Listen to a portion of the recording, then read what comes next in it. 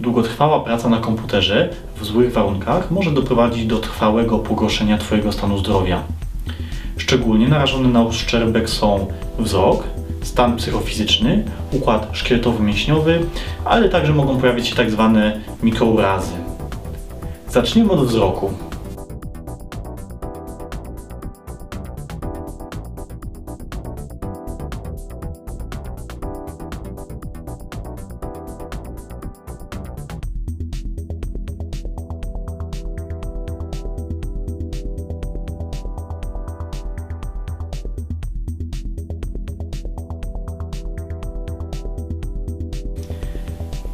Praca przy komputerze ma wpływ na Twój stan psychofizyczny.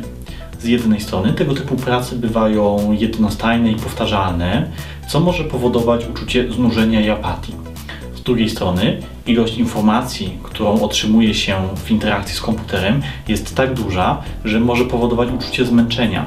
Jest ono wywoływane bardzo dużą ilością danych, koniecznością stałej koncentracji, wytężenia uwagi, natomiast może powodować stany zmęczenia, a także może powodować stres, stany lękowe, a w niektórych przypadkach objawy fizyczne, takie jak na przykład ziewanie. Praca przy komputerze może także nieść negatywne skutki w zakresie Twojego układu mięśniowo-szkieletowego, a także powodować mikrourazy.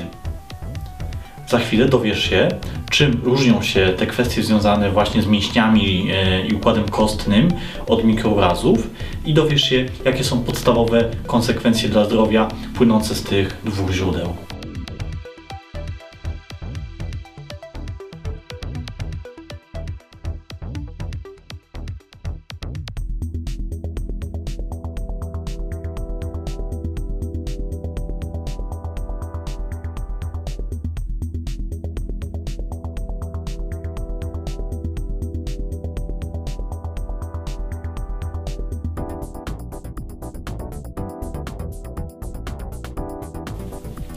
Negatywne skutki dla Twojego zdrowia wynikające z braku spełniania norm ergonomicznych nie pojawią się od razu, ale po kilku latach, najczęściej wtedy, kiedy na leczenie jest już za późno.